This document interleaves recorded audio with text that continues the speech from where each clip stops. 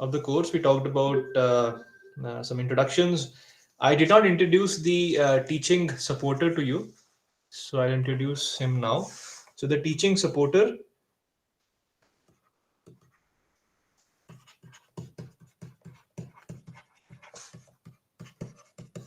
for this course is Ayush. Okay, Ayush is an MTech candidate here in fluid mechanics. It's called Fluid and Thermal Engineering. That's a program we have here. So Ayush will be managing the tutorial sheets and so on. So if you have any issues with tutorial sheet content, something not printed properly, not received things on time, you please contact him. Let me find his email address.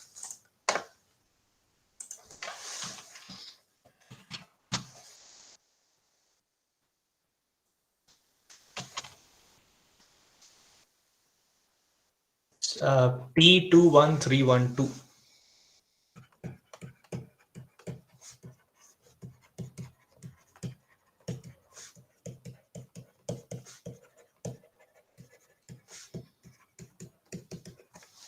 Okay, so please get in touch with him if you have any issues regarding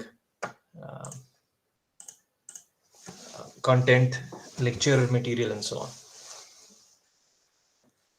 He'll also be a part of the Google chat, so he'll also read them, but do send him an email if there's something specific. He'll also be responsible for uploading your marks. So if you have any issues with the marks, they don't tally with what you've got, then please do get in touch with him as well. Right, so moving on. So I must have mentioned yesterday that if you cannot attend classes in person, you cannot come back to the campus, do let me know in advance so that we can set up the room that we have for in-person teaching that will start in April has to be equipped. So we'll have to figure out the best room if any one of you is not going to be on the campus on time. So do let me know through email. So we talked about the expectations I have from you, and you also discussed some expectations you have from me in the course, and we'll keep updating those with time. I gave you a brief introduction about myself, and we finalized on the grading policy and feedback. Okay, so that's very important. So we will follow the policy that was finalized yesterday. So the lecture notes, the PDF from yesterday has been uploaded on Moodle for this course. So you must have, if you haven't registered for the course on Moodle, do that. Okay, the video for this course has been uploaded on YouTube. There's a playlist there, so you can go there and access all the videos there. Right, so let's start with some applications of fluid mechanics. So just a couple of minutes ago, I worked on preparing a slide with some pictures that will be more interactive. So let me share that.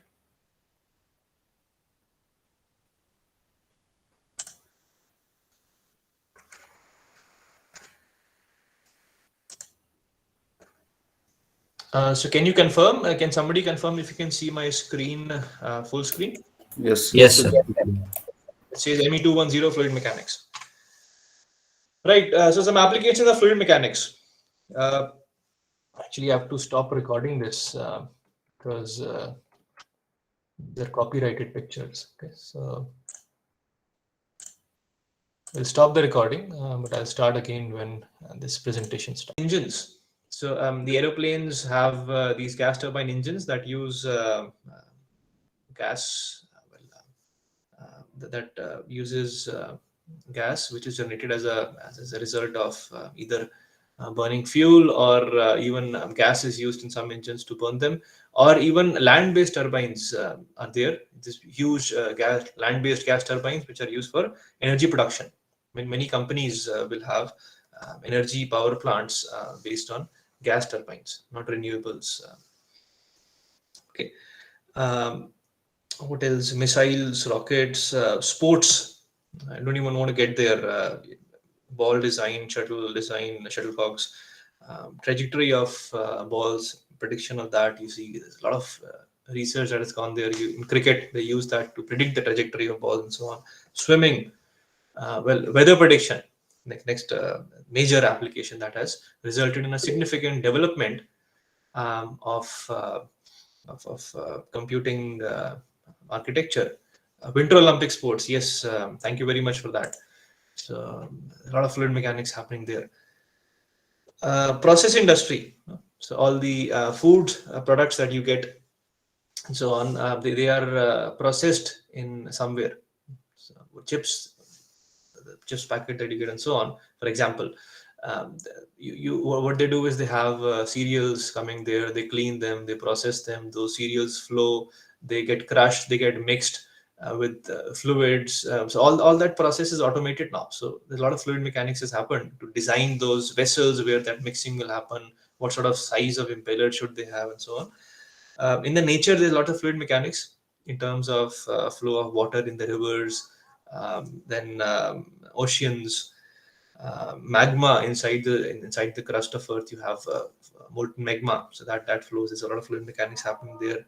That these people who work in research of volcanic eruptions and so on, so they'll work with that. Flow of snow avalanches, that application that's close to my heart. That's those snow avalanches. If you go for videos of that, you'll see those clouds of air, particles of clouds of snow and ice that are flowing with water and some sort of slush. So a lot of fluid mechanics there as well. Then glacial lake outburst floods that have caused a lot of havoc in the past few years. For example, in Kedarnath, there was a flood that was due to the outburst of the Chorabari Lake. Okay, so these things we're starting to understand now, and we've started to apply the theory of fluid mechanics for better design, because a lot of construction is going on nowadays. We are moving to places where earlier nobody was living. We're building infrastructure in terms of roads, highways, all weather highways. So that is the reason we need to. Fluid mechanicists need to be everywhere. In the problems where no fluid mechanics was, no analysis of fluid mechanics was there. For example, road construction, not much fluid mechanics was there, but now there is a lot of fluid mechanics, especially in the mountains. So they will employ fluid mechanicists to check if their design is compatible with other issues that can happen that only fluid mechanicists can look at. Okay.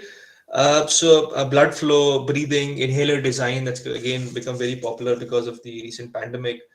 So we can go on and on, but I think I have impressed upon you the importance of the field of fluid mechanics. So it is an extremely important field and requires the right amount of work in terms of this course. So it's a very important course.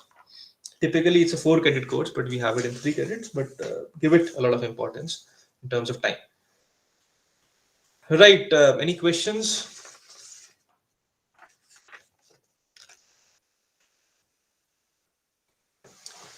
Good. So let's talk about what exactly is fluid mechanics. Now so I have a question, like if the fluid mechanics is so popular, then why there are so less number of those CFD engineers in this area? Like people are not working in this area. How do you know? Actually in India, I do not for like I do not get any know like who is a CFD engineer over there. But outside of India, I don't know. But in India, there is no one. There's like majority of going for the not going for this. I understand your point. So you are right. CFD jobs in general are low, but as I said that CFD in a usable form by the industry has been restricted until recently because of many issues, especially with the computing architecture, the hardware. CFD research has been going on. So CFD is computationally predicting the flow of fluids, and that's a computationally very hard problem. Okay, if there is a dedicated course on computational fluid dynamics that talks about the equations, the methods, numerical methods to solve these equations that we'll be developing in this course. But until recently, it was very hard. So it was more of a research field. Very big companies, companies which have a lot of money. For example, Ferrari and these Formula One cars or aircraft manufacturing companies, they are the only ones who are using CFD because they require a lot of precision. But other industries were not spending that much because you require to access supercomputers, which has a lot of money attached to usage because they have to use extremely advanced computers. And as you know that using supercomputers will require lots of power as well. So then money has to be taken from the client. But now what's happening is that recently in the last 10, 15 years, a lot of research has gone into parallelizing the algorithms and so on.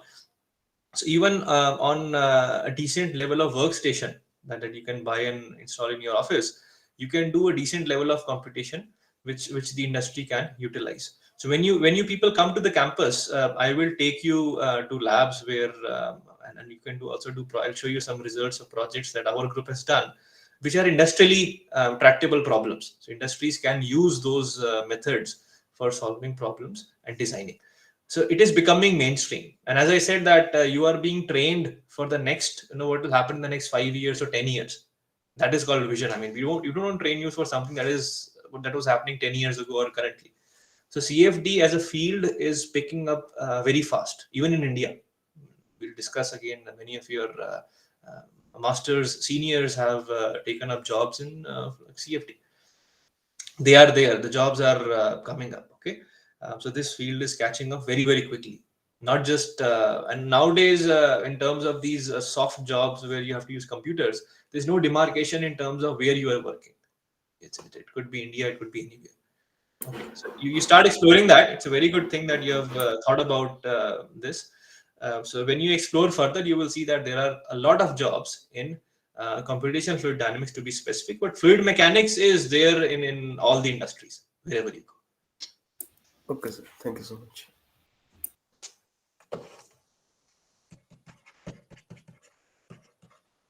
So the question is, what is fluid mechanics? One must answer that. Only then we can proceed further. So the word mechanics makes sense.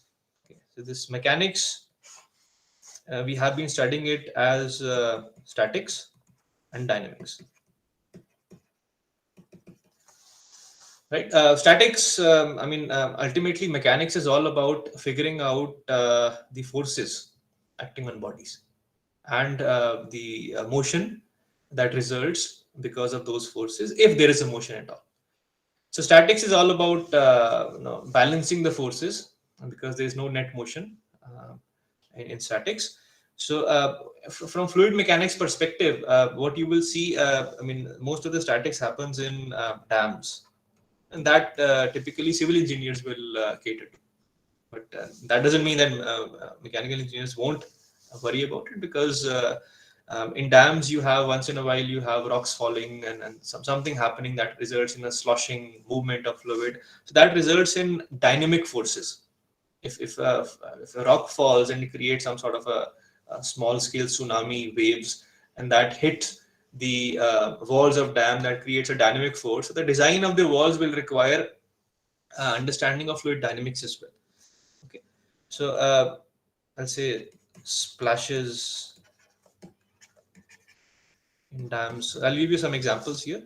So another example, a very common example, as I said, is piping. It's everywhere around you. You don't need to go to a particular industry to see them. So in pipes, it's even in your household, you'll have these small pumps which are nowadays used for pumping water to tanks, and then you will store that water for usage throughout the day. So that how big a pump is that? You are going to be a mechanical engineer. Have you ever thought about it? What's the power requirement for the pump? Okay, so you can literally do that in a few minutes if you understand fluid mechanics that you've done in the course. So you have to design. So think about it. What diameter is the pipe that is being used for transporting water from that pump, the small tank or the tank at the ground floor, to the tank at the top floor where you store it? So why did you choose that pipe size? What will happen if you increase the pipe size? Why not decrease the pipe size? Okay, so these questions have to be answered, because ultimately we have to minimize on the cost of the pump, and most importantly minimize on the electricity requirement that ultimately is linked to the losses in the flow of fluid through the pipe. Okay. These are the questions that you will have to answer. So what is the drag force when a certain flow rate happens through a pipe, and how will that drag force change as a result of changing different design parameters like pipe diameter, like pipe material that you can buy. You can buy those plastic PVC pipes, or you can buy those steel pipes. The pipe fittings, should I buy a very long pipe, or small sections and then connect them through fittings? Uh, the pump quality through which the fluid will flow, and so on. Okay, so these questions will be answered in this course. So these are very common examples that I'm talking about. So piping, so basically drag force as a function of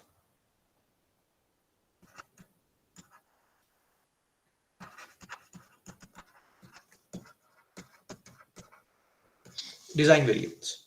Another example. Again, drag force in car. So if you are somebody working for, let's say, Maruti Suzuki, and they're coming up with a new design for the Indian market, so you'll have to think of, what do you want? You would want to minimize the fuel usage, right? I mean, of course, there's an initial cost associated as well. But let's say the initial cost, the person, the buyer can take care of, but they would really want to minimize the mileage, because that's something that people look at very seriously with the increasing prices of fuel every day and so on. So, and that fuel, let's say engine is fixed. You can't change the engine. Engine has been given to you. So that engine efficiency and so on is all fixed. So all you can do is you can change the design of the car. So then what you would want is, in automobile or aerodynamic,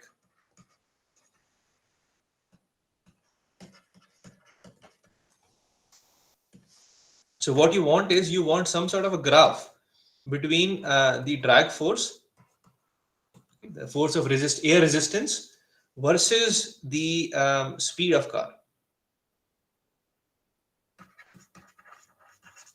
So let's say it's something like this. Okay, this is what you want from different shapes and designs and so on. And so in the end, everything boils down to calculating forces. That is what mechanical engineers will be interested in. So if you can have different drag force curves for different vehicle designs, then it's just so on. So out of these, the green one is the best one, right? So it's got the lowest drag for most of the speed ranges. So, so your job will be to develop these drag force versus speed or other things, relations, using theory. That's the first level calculation. Then you would use correlations. That's experiments that people have done in the past. Some handbooks are available. So as an engineer, you'll have to figure out. I mean, this course will tell you what options will be available and give you some basic understanding. Then you go to the industry, then you will use all this knowledge and also the knowledge of other things such as computational fluid dynamics, or material research, information from the materials available. You will come up with the best designs in terms of doing lots of calculations. Again, then pipes, nozzles, and so on. So you have to mount the pipes. So, for example, pipes, you just can't leave them, because when the fluid flows, it will apply some friction, and the pipe can also move or vibrate or shake. So all these things. So ultimately, it's all about calculating the forces. That is what I want to stress upon. Then, if you're talking about these things theoretically, then what theory do we need? What do you think is the basic theoretical foundation that is required in fluid mechanics?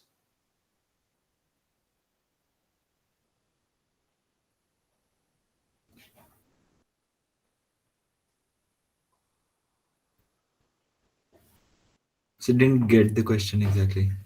So see, this is an applied course in engineering, and you would require some sort of physics, some rules of physics to develop a relation from first principles of what sort of forces are applied if a fluid flows. So if I tell you that what laws of physics can you use to calculate these force relations in fluid? What would you use? The friction. Newton's laws. Newton's laws, exactly. So Newton's laws of motion are applicable in fluid mechanics. So you don't need to learn any new physics. That is what I want to say. You have all the physics you require to develop the equations of fluid mechanics. No new physics is being introduced as a part of this course. But Newton's laws are basic laws, and then engineering is all about building on top of those laws more complex results that you can use. Okay. So what that means is force equals mass times acceleration. So if I give you a fluid parcel, let's say fluid particle, I'll tell you what that means later, a collection of some fluid particles, and you apply a force on it, then it will accelerate. And this is the law that governs the relation between the force and the acceleration. But what happens is in fluid mechanics, we don't want to track fluid particles. We rather want to see what's happening in a pipe, for example, or what's happening across a vehicle. So what we want to know is we want to know what's happening in a spatial volume.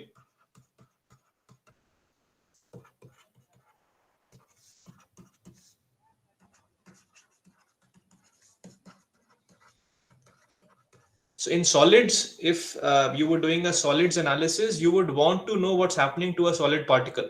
If I apply a force, let's say pendulum, if I apply a force on the pendulum, then what happens to the pendulum? But here we want to see what's happening in a spatial volume. So fluid is entering and leaving all the time. New particles are entering and old particles are leaving. So we want to understand what's happening in a spatial volume. So what that results in is a complicated analysis. From the same basic laws, you have to do some calculus, and then you come up with an analysis that tells you what's happening to fluid that's flowing through a spatial volume. So I'll tell you what that means later, but the point to stress here is that it's the same laws but applied in a different way. That results in the complex relation. So never get bothered about the fact that no, my fundamental understanding has not been developed in the course because I missed a couple of lectures. You have all the fundamental knowledge you need. That is F equals ma. That is all. It's just applying it in a different way. So there's a sequence of steps you have to go through to understand the final equations, which will appear to be very complex, but they all start from F equals ma. Okay, and this analysis is called Eulerian analysis, as opposed to this particle-based approach that you have been used to in solids, which is called Lagrangian analysis.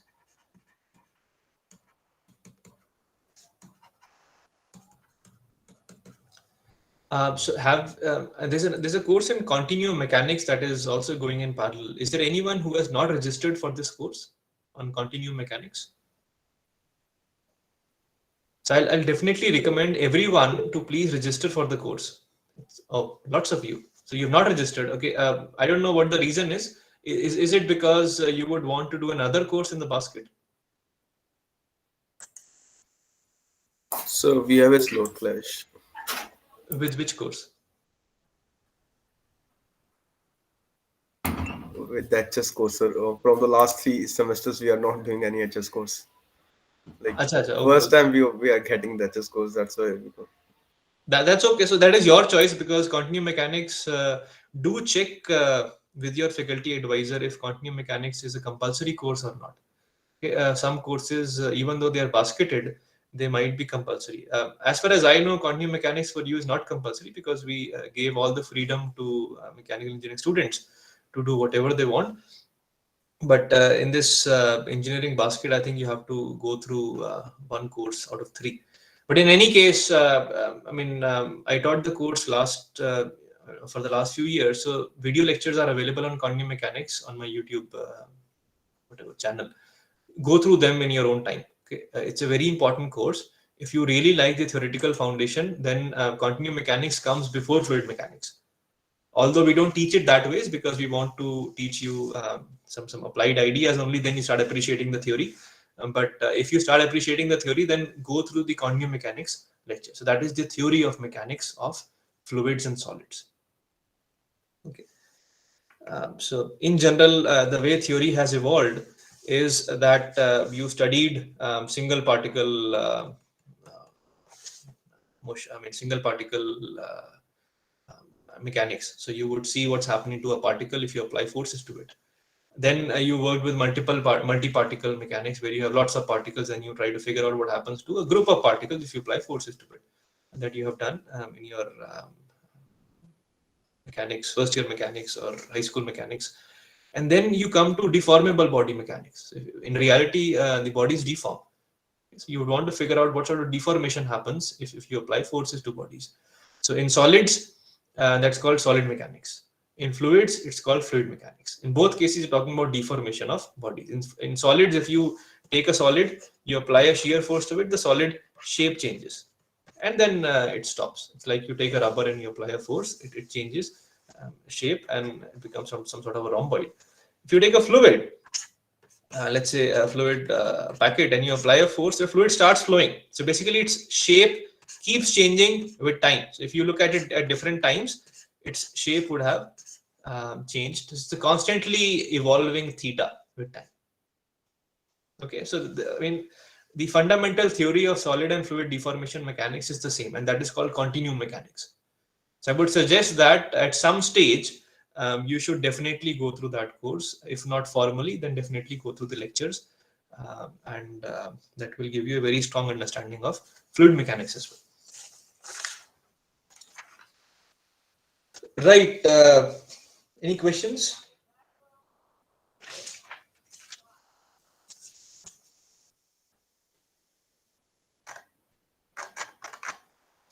So let's talk about the course content now. I'll give you a brief outline of what you will be learning in this course. Now that we appreciate the importance of fluid mechanics and what fluid mechanics is, let's talk about the content of this course. So this course, we will talk about some introduction. So what I'll do is, and I typically do that in all the courses, I talk about some fundamental ideas. Okay, one has to build over those ideas. So we'll talk about some fundamental ideas that have to be kept in mind all the time. So we'll spend 2 to 3 lectures there, and then we'll spend 1 lecture on fluid statics. As I said, the statics is not very interesting to us as mechanical engineers. Most of the fun and the challenge is in the dynamics. So this is only 1 lecture. Then we'll go to integral relations. Okay. So rather than studying what's happening at each and every point, let's say this flow happening in a pipe. So rather than trying to understand what's happening at each and every point in the pipe in the flow, or rather than trying to understand if you have an aeroplane, then what sort of flow profile, what sort of flow velocities with y distance from the aeroplane is there. We study the fluid as a whole. We study what happens to the fluid on an average when it enters just before hitting the aeroplane and just after leaving the aeroplane body. So it's called integral relations. You integrate everything and you see in an average sense what happens to the fluid, and that will help you get some understanding of what's some sort of an average force in all directions, all components of forces acting on the aeroplane in this case, for example. Okay, so we start with a more averaged analysis that tells us in a broad sense what is the average forces and stuff acting on the body, and then we go to differential relations.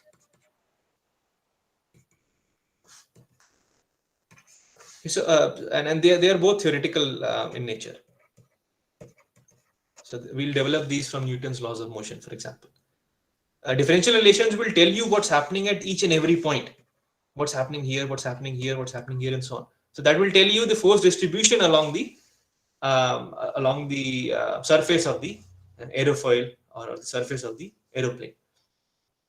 That will tell us which part of the aeroplane might experience the maximum force. So we have to make that stronger than the other parts. So there's more information in the differential analysis, and you can definitely extract the integral analysis from the differential analysis, because the differential analysis has the spatial information in detail. Okay. Then next is, and then both these analyses are theoretical. So they'll be, no, I'll call it, loosely I'll call it unreal. No, not that there's no reality to what we're doing. It's just that the analysis is too theoretical. It's difficult to apply it directly to an industrial scale problem. You can do some first level calculation to get some estimate of power or of force and so on. But for a more detailed understanding that you require as an engineer, you have to go into detailed study. And that detailed study is an amalgamation of empirical knowledge. Empirical is based on data. So for this, we will have a dedicated study on ducts, pipes, and it's basically called internal flow. So ducts are could be any shape, pipes are circular. So whatever happens inside an enclosed body of solid, the flow that happens through it, it's we'll study that as a separate topic, and we will discuss a mix of empirical knowledge and theory. So these two topics were purely theoretical, whereas topics here are a mix of empirics and theory. So we'll say that theoretically this is what we estimate, but practically we see that the results match the theory in this flow regime. But if you increase the flow velocity beyond this, then the results stop agreeing with the theory. So this is where we start questioning the theory. In what conditions will the theory be valid? Why is the result not matching with the theoretical prediction? So this is where we also start developing the ideas of turbulence or chaos or the instabilities. So the flow becomes turbulent, and most of the real engineering application flows are turbulent in nature. That is the reason I use the word unreal here, because these this theory is for laminar flows. Again, these words will start making sense in the lecture tomorrow. Okay, the other topic that we'll talk about is called external flows or flow past immersed bodies.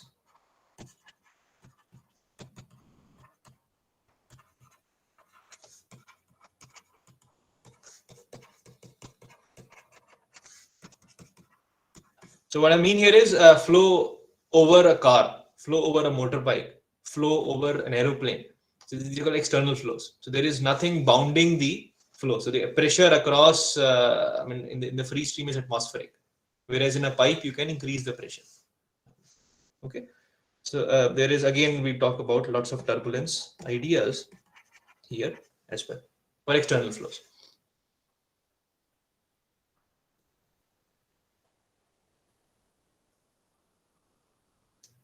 Is that clear? Any questions?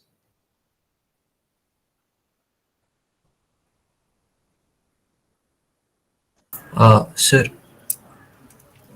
Yes, Akash. Sir, I had a question regarding the Eulerian approach and the Lagrangian approach.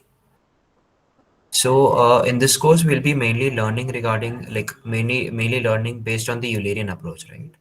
That is correct. And yeah, so I just wanted to know, like, generally Lagrangian approach is more accurate.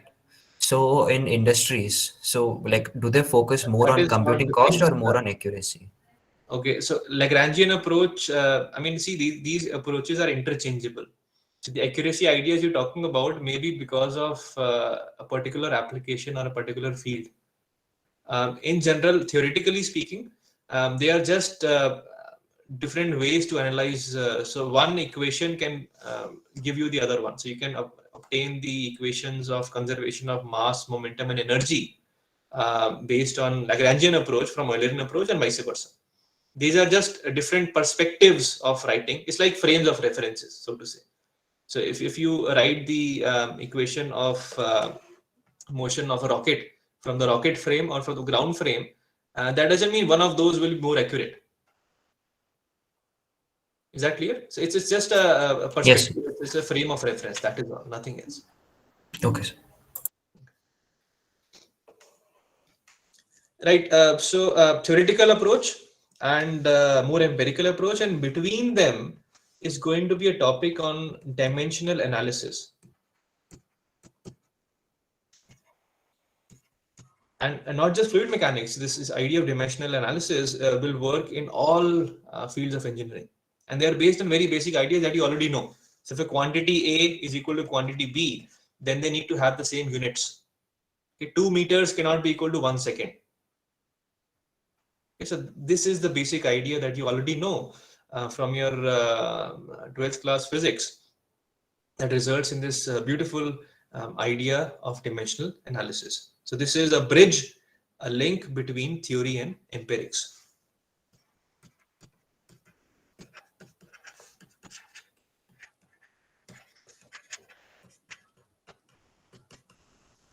And I personally, I find this topic as the most beautiful topic in fluid mechanics. It's the most elegant topic.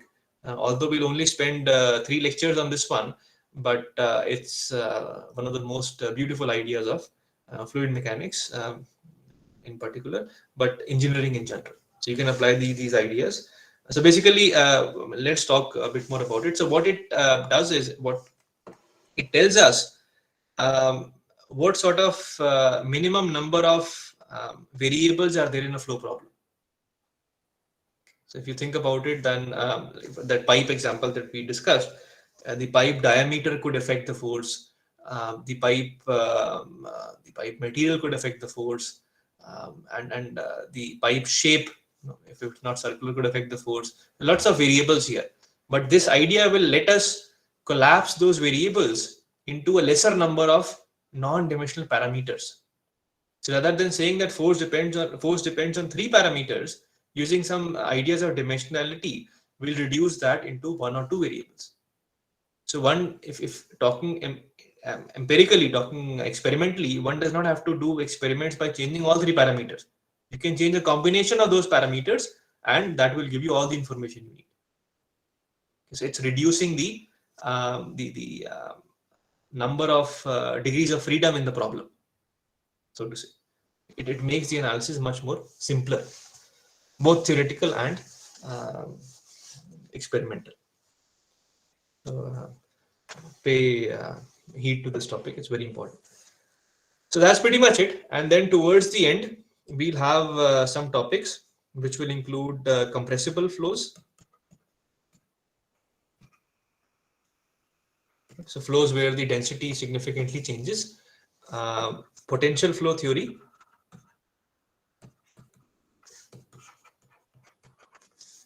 and open channel flows. Okay, like flow in rivers and so on. So civil engineers typically go in further detail. We'll only spend 1 lecture here. And this is again very mathematically a very beautiful topic. So we'll try to spend around 2 to 3 lectures here.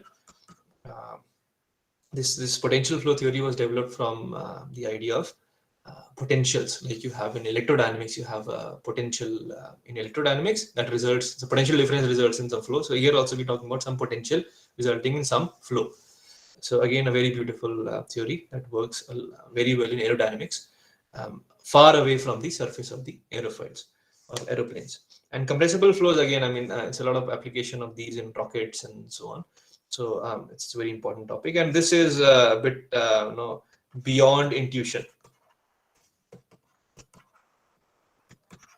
because intuition is a function of our daily experiences. So we have an intuition that if you are spraying water through pipe on plants, and if you press the nozzle, so if you reduce the cross-section area, then the speed increases. So V2 is greater than V1. But if you have a compressible flow and the flow and it's like, let's say, gas at a supersonic regime, then there what will happen is, if you reduce the cross section, speed will decrease. It's extremely non-intuitive, but that is because we are not used to flows at supersonic speeds in daily lives. Okay, so compressible flow from the theoretical point of view, there's a lot of thermodynamics here as well. So we'll develop these ideas, but in a very hand-wavy sense. I'll not go into further detail because this requires a lot of understanding of advanced thermodynamics and fluid mechanics as well. but the basic knowledge will be imparted to you as a part of this topic. So that's pretty much a brief summary of the course content in this course. Does anyone have a lecture? I would want to take 5 more minutes if possible. Otherwise, I'll discuss this in the next lecture, the next topic. No, sir. Okay, so if anyone has a lecture, let me know. Otherwise, I'll move on. I just want to talk about some. Rohan, you have a lecture? Yes, sir. Okay, then we'll stop here and I'll continue tomorrow at 8 o'clock. Okay, so take it easy this evening. We'll have an early morning lecture tomorrow. Thank you very much, and I'll see you tomorrow. Thank you, sir. Thank you, sir.